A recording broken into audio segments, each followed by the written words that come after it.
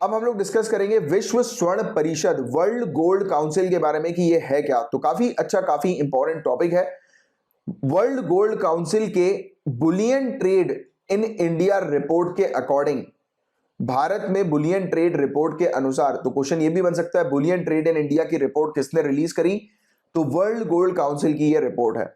तो इस रिपोर्ट में बताया गया कि इंडिया के अंदर 2016 से 2020 के बीच में 86% गोल्ड की सप्लाई जो है वो देखने को मिली, यानी कि गोल्ड का इंपोर्ट हमने 86% और गोल्ड सप्लाई जो है या इंपोर्ट जो है वो उसका करवाया है, राइट, हाई इंपोर्ट ड्यूटी होने के बावजूद। और पहली ड्यूटी हाइक जो हुई थी गोल्ड में, यानी कि गोल्ड में जो टैक्सेस जो बढ़े थे, ड्यूटी हाइक्स यानी कि टैक्सेस जो बढ़ गए थे, वो 2012 में बढ़े थे। और इंडिया ने उस समय कुछ 6,581 6,581 टन गोल्ड जो है वो इंपोर्ट कराया था। और एवरेज तौर पर अगर देखें तो 730 टन पर एनम के हिसाब से इंडिया ने गोल्ड इंपोर्ट कराया था उस समय, जिस समय गोल्ड के टैक्सेस जो है वो बढ़ गए थे, राइट। गोल्ड की जो ड्यूटीज हैं उसमें हाइक हो गई थी। और 2020 में इंडिया ने इंपोर्ट किया 377 टन गोल्ड बार्स को 30 कंट्री से, और इन 30 कंट्री में से 55% गोल्ड, यानी कि सबसे ज्यादा गोल्ड दो कंट्री से उठाया गया, स्विट्जरलैंड से सबसे ज्यादा 44% और यूएई से 11%। तो सबसे ज्यादा गोल्ड हमने जो उठाया वो स्विट्जरलैंड से उठाया। तो ये वाली चीज आप थोड़ी सी ध्यान में रखिएगा। और पिछले 5 सालों में गोल्ड इंपोर्ट जो है वो 30% तक जो है वो हाई हो गया है, बढ़ गया है, राइट। और ये रिपोर्ट के माध्यम से हम लोग को चीजें जो है वो देखने को मिली, बुलियन ट्रेड इन इंडिया, तो इसकी रिपोर्ट हम लोग को जो है वो देखने को मिल रही है, तो जिसमें ये सब पॉइंट्स जो है वो मेंशन्ड है। अच्छा, अब थोड़ी सी जो है वो चर्चा कर लेते हैं गोल्ड और इकोनॉमी के बारे में, सोना और अर्थव्यवस्था के बारे में। तो गोल्ड जो है गाइस वो एक करेंसी के रूप पर भी काम करता है, राइट। ये इतना स्ट्रांग है कि ये कहीं पर भी एक्सेप्ट कर लिया जाता है एज अ करेंसी के ऑल्टरनेटिव के तौर पर, या इवन लोग करेंसी पे भले ही ज्यादा भरोसा ना करें बट गोल्ड पे जरूर भरोसा कर लेते हैं, राइट। तो ये चीज हम लोग को देखने को मिलती है। तो यूनाइटेड स्टेट्स ने हालांकि गोल्ड स्टैंडर्ड 1971 तक जो है वो यूज किया था, राइट। और इवन इन्फ्लेशन के टाइम पर भी हम लोग को देखने को मिलता है कि ये बचाता है। डिमांड जो गोल्ड की जो होती है वो काफी इंक्रीज हो जाती है किस समय पर, इन्फ्लेशन के समय पर, मुद्रास्फीति के समय पर, राइट। क्योंकि इसकी वैल्यू जो होती है वो बढ़ती है, राइट, क्योंकि ये वैल्यू है इसकी गोल्ड की। आप आज गोल्ड में इन्वेस्ट करेंगे, कुछ समय बाद जो है ये बढ़ेगा, इंक्रीज होगा, है ना। और ये लिमिटेड स्टॉक इसका हम लोग को देखने को मिलता है। तो एकदम से लोग बाग जो है वो जैसी महंगाई बढ़ती है उनका इन्वेस्टमेंट गोल्ड की तरफ जो है वो चला जाता है, राइट। तो ये चीज है। And it can not be diluted, तो डाइल्यूट तो होगा नहीं है, राइट। और गोल्ड जो है वो दूसरे फॉर्म ऑफ करेंसी जो है उससे बेटर तरीके से वैल्यू जो है वो गेन करता है, राइट, फायदा करता है। जैसे आप गोल्ड में आज इन्वेस्ट करेंगे तो आज से 5-10 साल बाद आपको जो है वो डेफिनेटली फायदा मिलेगा ही मिलेगा। अब करेंसी की बात करें कि स्ट्रेंथ की, तो जब भी एक कंट्री इंपोर्ट करती है एक्सपोर्ट से ज्यादा, यानी कि अगर एक कंट्री डेफिसिट में है, राइट, गोल्ड इंपोर्ट डेफिसिट की बात करेंगे, जितना इंपोर्ट कर रही है और कम जो है वो एक्सपोर्ट कर रही है, तो वो कंट्री के लिए अच्छा है या बुरा है, ये चीज आप बताओ मुझे।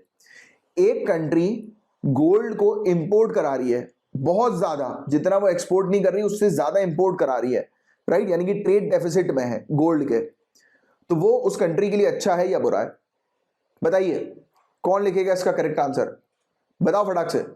तो इसका करेक्ट आंसर है बोथ। बोथ कैसे? आज के समय के हिसाब से बुरा है। क्यों? क्योंकि कंट्री क्या करेगी, अब वो ज्यादा एक्सपोर्ट नहीं कर रही है, ज्यादा इंपोर्ट कर रही है, कम एक्सपोर्ट कर रही है, मतलब बाहर फॉरेन कंट्री में उसको ज्यादा पैसे जो है वो देने पड़ रहे हैं, तो उससे उस कंट्री की जो डोमेस्टिक करेंसी है वो क्या होगी, रिड्यूस होगी, वो गिर जाएगी, राइट, इस चीज के चलते, क्योंकि वो बाहर जो है वो ज्यादा पैसा जो है वो दे रही है, तो उसकी डोमेस्टिक करेंसी गिरेगी। बट इन फ्यूचर जैसे ही वो गोल्ड के प्राइस हाई होंगे तब उस समय ये क्या करेगी कंट्री, ये गोल्ड को एक्सपोर्ट करेगी और फिर जो उसने लॉस सहा था उससे डबल ट्रिपल प्रॉफिट जो है वो गेन कर लेगी। तो ये चीज हमें देखने को मिलती है। तो करंट में हमें देखने को मिलता है कि एक कंट्री के अंदर जो है वो नुकसान होता है। करंट सिनेरियो की अगर बात करें तो उस कंट्री के अंदर हमें देखने को मिलता है कि ट्रेड डेफिसिट के चलते उस कंट्री की खुद की जो करेंसी जो होती है वो रिड्यूस हो जाती है, कम हो जाती है, गिर जाती है।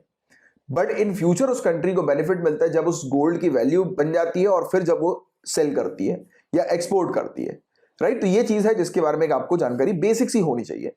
अब मैं थोड़ी सी और डिटेल में जाऊंगा, वर्ल्ड गोल्ड काउंसिल के बारे में आपको बताऊंगा, विश्व स्वर्ण परिषद के बारे में। तो ये एक मार्केट डेवलपमेंट ऑर्गेनाइजेशन है, बाजार विकास संगठन है गोल्ड इंडस्ट्री का। और ये सभी पार्ट्स जो गोल्ड से जुड़े इंडस्ट्रीज के हम लोग को देखने को मिलते हैं, जैसे कि गोल्ड माइनिंग से लेकर इन्वेस्टमेंट तक सभी पार्ट्स को कवर करती है, सभी एरियाज को कवर करती है। ये फोकस करती है, इसका उद्देश्य ये है कि सोने की मांग को प्रोत्साहित करना, बढ़ाते रहना, कि सोने की डिमांड हमेशा बरकरार रहे और बनी रहे, राइट, और बढ़ती रहे सोने की डिमांड, राइट।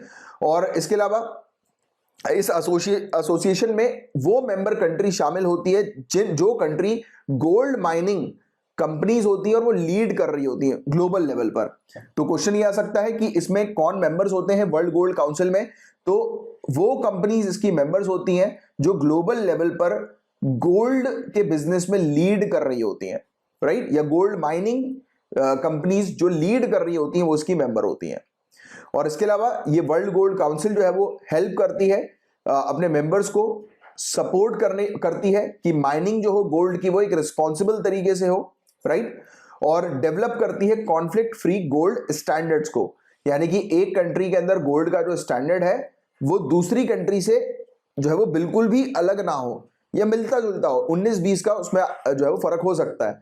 तो उससे क्या रहेगा कि वो ऑथेंटिसिटी जो है वो बनी रहेगी, और एक कंट्री से दूसरी कंट्री में गोल्ड जब जाएगा तो उस गोल्ड का बेसिकली ट्रस्ट जो है वो बना रहेगा। Trust in the sense local currency में उसको तुरंत क्विकली कन्वर्ट कराने का ट्रस्ट, राइट। यानी कि एक कंट्री से, जैसे लेट्स से इंडिया से गोल्ड जो है वो दुबई चला गया, तो वहां की लोकल करेंसी में गोल्ड मिलते सही तुरंत जो है वो कन्वर्ट हो सके, कॉन्फ्लिक्ट फ्री स्टैंडर्ड्स रहे, राइट। तो इस पर मेनली टारगेट किया जाता है। और वर्ल्ड गोल्ड काउंसिल का हेडक्वार्टर हम लोग को यूके में देखने को मिलता है।